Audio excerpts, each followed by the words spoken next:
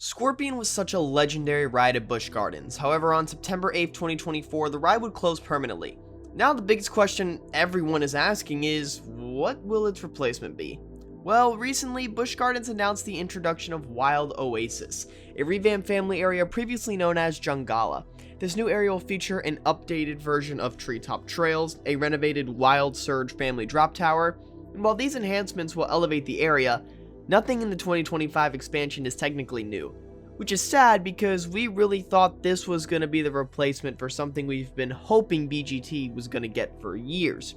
However, it is worth noting that Scorpion's replacement likely won't open until at least 2026 or potentially 2027, especially with Wild Oasis next year. It's possible that Scorpion honestly wasn't initially planned to close this early. The fact that Busch Gardens initially gave us only 1 week for guests to experience this iconic coaster, they did extend it by another week due to public outcry, suggests a sudden change. I guess that either the ride reached the end of its service life or the maintenance demands became unsustainable in terms of labor and cost. Given that Scorpion was over 40 years old, the oldest operating roller coaster in the state, and that the manufacturer Schwarzkopf has been long out of business, its removal was likely in Busch Gardens' long-term plan. However, I don't believe it was this soon. This change likely means other projects will be delayed to accommodate the next steps.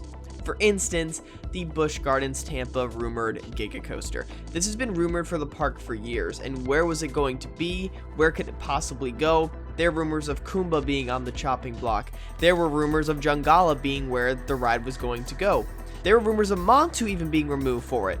And apparently, the ride was supposed to come. There was going to be a Red Force style launched Giga coaster by Intamin, built where Kumba is. However, that was eventually shelved due to the COVID-19 pandemic, and we don't know if those plans are still around or if they scrapped them for good. So it could still be a possibility, but it is highly unlikely we're going to get that anytime soon. And before I get your hopes up, it's not going to be Scorpion's replacement. However, I'm not going to lie, given the positive trajectory of the investments across SeaWorld parks post-COVID, a Giga coaster might have been on the horizon for 2026 or 2027 for Busch Gardens Tampa, but now that appears highly unlikely. Additionally, Scorpion's footprint is just too small for a Giga coaster, and the resources required to make that work would not be justifiable. So we're not going to scheme on where the lift hill could go and where the station could be. No, it's not happening, not yet. But let's explore some potential replacements ranked from least likely to most likely. First, we'll start with some unlikely options. Options that will most likely not happen, but it's worth mentioning for specific reasons. And then we'll talk about some likely options that will most likely replace this iconic roller coaster. Let's begin. The Skyline Pescetti coaster. While a family coaster replacing Scorpion definitely seems to be the most likely option, this one in particular feels highly unlikely. Although SeaWorld has worked with Skyline before on Tidal Twister in San Diego, that proved to be quite problematic. That ride concept, especially the dueling model, would fit really well in this park. When I saw this ride model for the first time, the first park I thought that would work with the ride like that is Busch Gardens Tampa. So I would be surprised to see this happen though, with their recent track record on all of their roller coasters that they've ever created. A next-gen Vekoma. Vekoma's newer models like the Family Boomerangs, the Holiday World, or Kings Island are becoming more prevalent.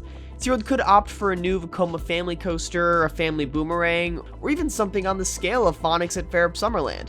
While unlikely, it's not impossible given Vekoma's growing presence in North America. A Sierra coaster.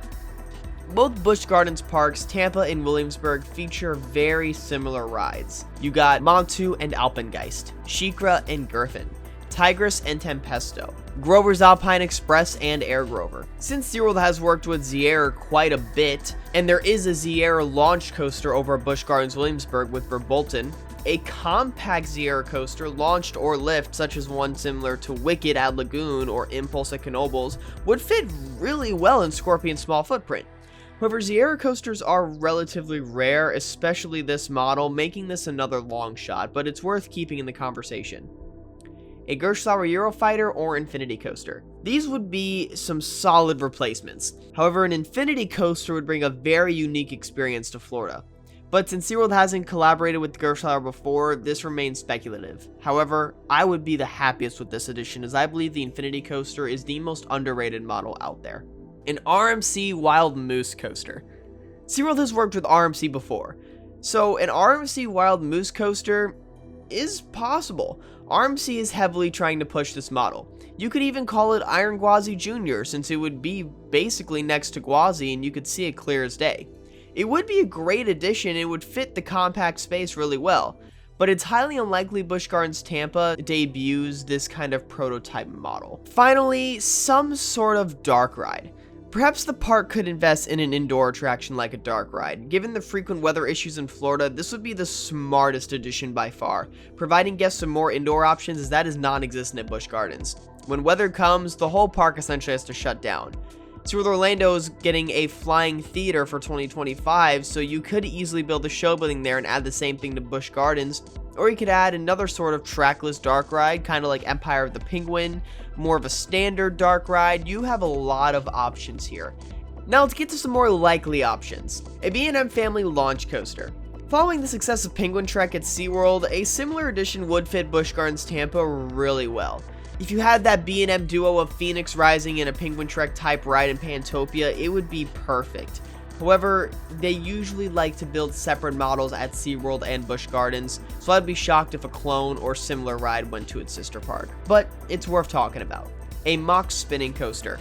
Busch Gardens lineup really only lacks some sort of spinning coaster, and Mock Rides is known for creating this kind of model. A mock spinning coaster with the family-oriented layout would fill out this gap really well. A mock family launch coaster. Another one that would be very well fit for this park, kind of like Manta at SeaWorld San Diego. I think this would be an ideal addition for the park, but you could say it's too similar to Penguin Trek or too similar to Slinky Dog Dash. There's a lot of comparisons you could make. However, I would really like to see this come to the park. A family wooden coaster. A Gravity Group family wooden coaster similar to Bobcat at Great Escape or Oscar's Wacky Taxi Sesame Place would be an excellent fit. These specific ride models have been getting rave reviews. Every time one is built, everyone gets excited, as there is not such thing as a bad Gravity Group family coaster. And with no nearby wooden coasters aside from those at Fun Spot, this could be a perfect addition for the park. An RMC Raptor. Compact, thrilling, and cost-effective, an RMC Raptor would be an ideal replacement if they went more for the thrill route. These rides, you could even clone Stunt Pilot at Silverwood, have been highly successful and could easily fit into Scorpion space. This is by far the fan favorite pick. It's by far the most thrilling out of every option, and it would be the first single rail coaster in the state of Florida, so it would be very easy to advertise. Plus, they are very cheap, so it would be smart for Busch Gardens to go with this route. However, I feel like they're going to go for a more family approach. So what's the most likely family option for Scorpion's replacement? That's an Intamin straddle coaster. This is by far the most likely option. SeaWorld already has 2 Intamin straddle coasters across America. You have Wavebreaker at San Antonio and Dark Coaster at Busch Gardens Williamsburg, and they could easily add another. They could build an indoor themed version similar to Dark Coaster. You could even clone it and give it a different theme. It would be very smart because now you have a coaster you can keep open during the weather and it's fully indoors. Or if you went for something outdoor, you could build something very compact like Quantum Accelerator over at Six Flags New England. It's very compact, it's thrilling, it's perfect for families, anyone of all ages can ride it, making it a highly likely candidate. Ultimately though, we'll have to wait and see what replaces Scorpion. Whatever the park decides, they'll need to do justice to this legendary coaster. While it may take time, Busch Gardens' future looks promising. To stay updated on this topic, make sure to subscribe and hit that notification bell so you never miss a new video. And if you want to see the best POVs and off-rides around, then check out my second channel, TPH Productions. As always, this is Hunter from Theme Park Hunting, and I will see y'all later.